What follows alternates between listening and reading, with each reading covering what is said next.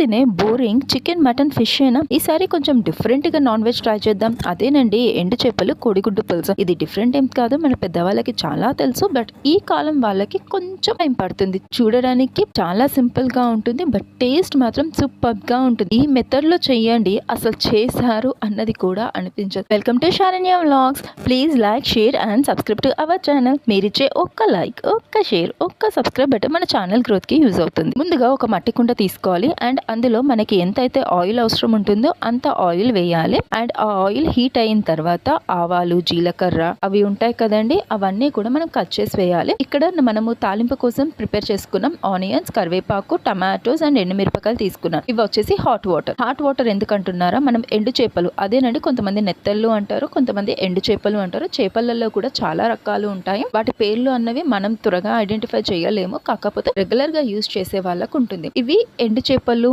అయినా నెత్తళ్ళు అయినా అంటే ఎండలో ఎండబెడతారు. సో దీనికి ఏంటి అంటే ఎండలో ఎండబెట్టినప్పుడు కొంచెము దుమ్ము ధూళి అన్నది స్టిక్ అవుతుంది. ఇప్పుడు మనం దాన్ని వాష్ చేయాలి. కోల్డ్ వాటర్ తో వాష్ చేయడం కంటే కూడా హాట్ వాటర్ అంటే మరీ మసిలే వాటర్ కాదండి, కొంచెం గోరువెచ్చని నీళ్ళు. ఆ గోరువెచ్చని నీళ్ళల్లో ఈ నెత్తళ్ళు వేసి ఒక 5 minutes చక్కగా కలిపి ఒక 5 minutes ఉంచేసేయాలి. ఈ లోపల మనం మన కడాయి దగ్గరకు వచ్చేసి ఎండుమిరపకాయలు కట్ చేసుకున్నాం కదా, ఎండుమిరపకాయలు అండ్ పచ్చిమిరపకాయలు. నేను ఇందులో మిర్చి పౌడర్ కూడా వేస్తున్నాను. సో దట్ పచ్చిమిరపకాయలు అన్నది నేను తక్కువ వేస్తున్నాను.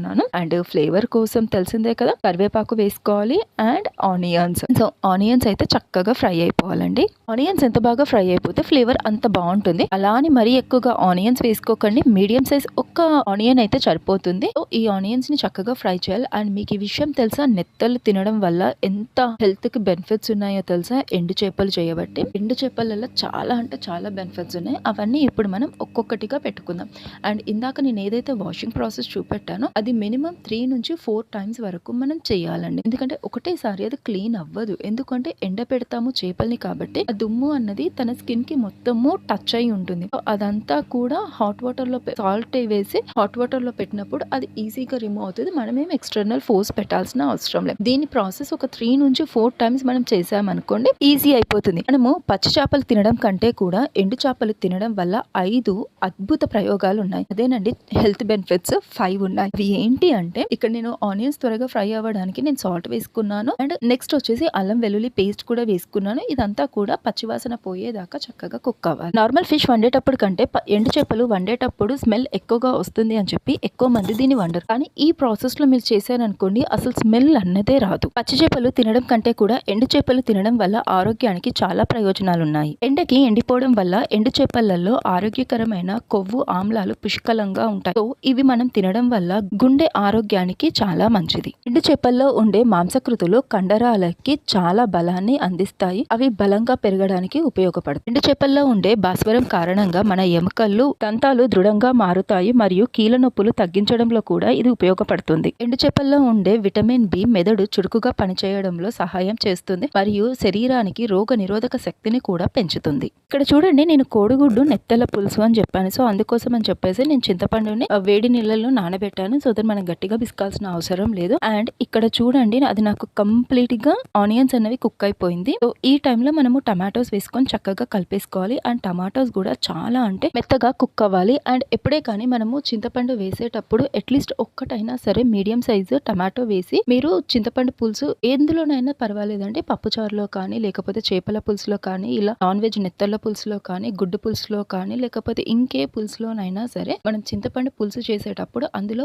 ఒక్క టమాటో వేసినా కూడా ఆ టేస్ట్ అన్నది ఇంకా డబల్ రేట్ పెరుగుతుంది. ఎందుకంటే చాలా మంది ఒకటే ప్రాసెస్ వెళ్తారు. సో ఇలా ఒక్కసారి మనం ట్రై చేసామనుకోండి, ఇటు ఒక మీడియం సైజ్ టమాటో అండ్ అక్కడ మనకి జ్యూస్ కి సరిపడా చింతపండు రసం తీసుకున్నాం. అండ్ ఇక్కడ నాకు ఎగ్స్ కూడా కంప్లీట్ గా కుక్ అవుతుంది. అండ్ నెత్తళ్ళను కూడా నేను హాట్ వాటర్ ప్రిపేర్ చేసుకున్నాను. చూడండి ఎంత మురికి వచ్చిందో. నేను అసలు ఇందులో ఏమీ చెయ్యలేదు, జస్ట్ సాల్ట్ వేసి హాట్ వాటర్ లో నానబెట్టాను. ఎంత ఉంది అంటే మురికి అంత ఉంది. హాట్ వాటర్ కూడా మరీ వేడిది నేను తీసుకోలేదండి, నార్మల్ గోరువెచ్చని నీళ్ళే తీసుకున్నాను. అంటే నేను అంత ఈజీగా చేతులు పెడుతున్నాను అంటే మీరు అర్థం చేసుకోవచ్చు. మరీ ఎక్కువ హాట్ వాటర్ కూడా తీసుకోకండి, ఎందుకంటే ఎండు చేపలు అన్నవి అందులోనే కుక్ అవుతుంది. మన చూడండి ఎంత మురికి వచ్చిందో. నేను జస్ట్ సాల్ట్ ఒక్కటే వేసి నార్మల్ హాట్ వాటర్ లో నేను వెయిట్ చేసా. ఇలా మనము 3 నుంచి 4 times మనము కడుక్కోవాలి. అంటే మనము 2-3 times కడుక్కోగానే మనకు ఆ డిఫరెన్స్ అన్నది తెలిసిపోతుంది. ఇక్కడ నాకు ఒక పక్కన టమాటా కూడా చక్కగా మగ్గిపోతుంది. సో ఈ లోపల మనం ఇక్కడ మనము కర్రీకి కావాల్సిన పసుపు అండ్ కారము వేసుకోవాలి, చక్కగా కలిపేసుకోవాలండి. అండ్ ఇలా కలిపినప్పుడు మనము ఆల్రెడీ కోడిగుడ్లు కూడా మనం ఉడకబెట్టాం కదా, సో అది కూడా మనం పొట్టు తీసి పెట్టేసేయాలి. నా ఛానల్ చూస్తున్నా, నా వీడియోస్ చూస్తున్నా నా వ్యూవర్స్కి, నా సబ్స్క్రైబర్స్కి చాలా చాలా చాలా థ్యాంక్స్ అండి. ప్లీజ్ అండి సబ్స్క్రైబ్ చేసి చూడండి. మన సబ్స్క్రైబర్ నెంబర్స్ ఫ్యామిలీ కూడా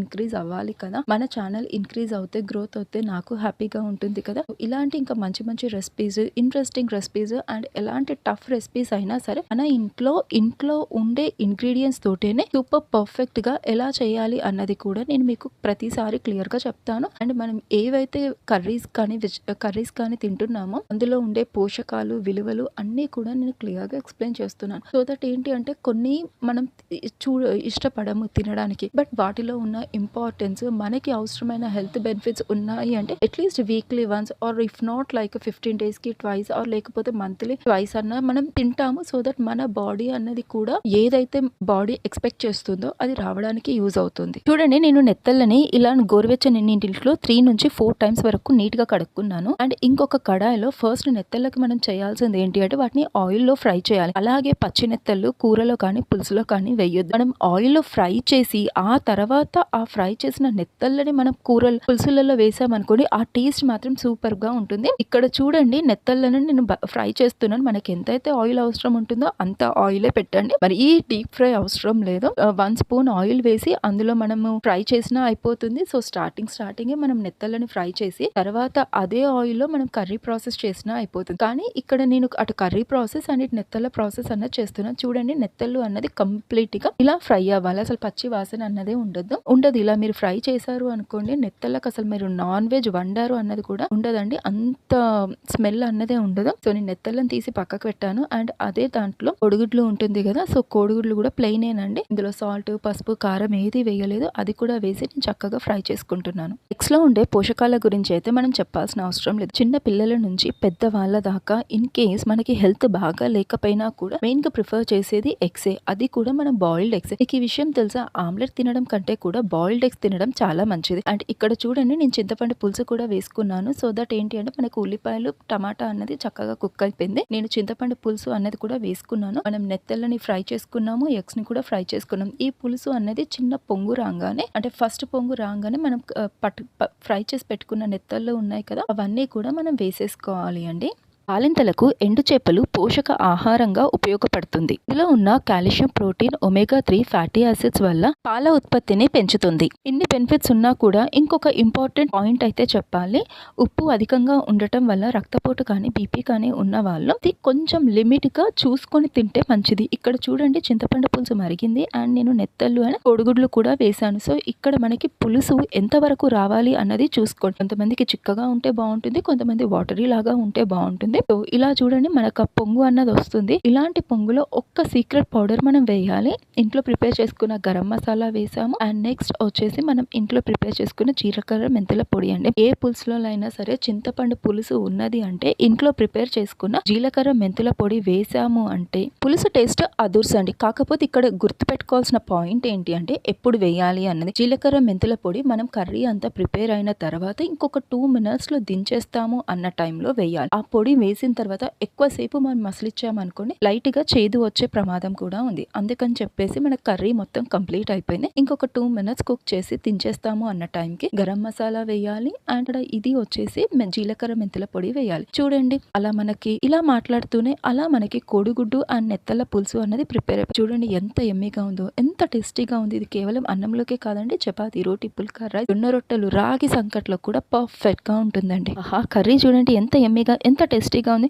మీరైతే ఎలా చేస్తారు అండి ఎండు చేపలు అండ్ కోడిగుడ్ల పులుసు? ఇందులో మీరు ఇవే వేస్తారా, ఇంకేమైనా ఇంగ్రీడియంట్స్ వేస్తారా, లేకపోతే వాటిలో ఉండడం మీకేం నచ్చుతుంది?